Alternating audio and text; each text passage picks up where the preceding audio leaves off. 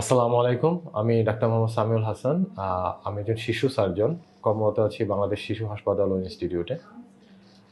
Phimosis ছেলে বাচ্চাদের খুব কমন একটা সমস্যা। এই সমস্যায় বাচ্চার প্রস্রাবের রাস্তার উপর যে চামড়াটা থাকে সেটা বন্ধ থাকে। আমাদের কাছে বাচ্চার বাবা মা এসে বলে, বা অনেক সময় দাদা দাদি নানা নানা এসে বলে যে নুনুটা ফুটে নাই। এই সমস্যাটা আসলে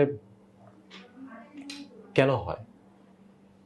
এটা যদি আমরা ফাইমোসিস চিন্তা করি, ফাইমোসিসটা সংজ্ঞাটা হচ্ছে যে বাচ্চার প্রস্রাবের রাস্তার উপর যে চামড়াটা আছে সেটা যদি বন্ধ থাকে, কোনো কারণে সেটা যদি বন্ধ হয়ে যায়, তখন তাকে ফাইমোসিস বলে। আর যেটা হচ্ছে চামড়া ফোটে নাই, এটা কিন্তু খুবই স্বাভাবিক বা নর্মাল একটা ঘটনা। বাচ্চার বয়স, ছেলে বাচ্চাদের 9, 10 বা 12, 13 বছর হওয়ার আগ পর্যন্ত এই চামড়াটা প্রস্রাবের যে পেনিসের যে সামনের অংশটা, এটার সাথে স্বাভাবিকভাবে লাগানো থাকে। এটা ফোটে না। যখন বাচ্চা তার বয়ঃসন্ধিকালে পৌঁছায়, তখন এটা আস্তে আস্তে এই যে লাগানো অংশটা ছেড়ে ছেড়ে যায় এবং সেটা আস্তে আস্তে বের হয়ে আসে। কিন্তু যদি কখনো এমন হয় যে সে প্রস্রাব করতে গেলে এই সামনের চামড়াটা বন্ধ থাকতেছে, প্রস্রাবটা ওখানে আটকে যাচ্ছে, বাচ্চা প্রস্রাব করতে গেলে কান্নাকাটি করতেছে, আটকে যাচ্ছে, এবং অনেক সময় বলে আমরা বেলুনিং হয়, যে প্রস্রাবটা জমে ওটা বেলুনের মতো ফুলে যায়, তখন সেটাকে বলি আমরা ট্রু ফাইমোসিস, যে এটা চিকিৎসা লাগবে। আর আগে যেটা বললাম যে এটা পেনিসের সাথে লাগানো আছে চামড়াটা, এটা হচ্ছে ফিজিওলজিক্যাল বা নর্মাল ফাইমোসিস, বা নর্মালি এটা অ্যাডিশন থাকে বা লাগানো থাকে।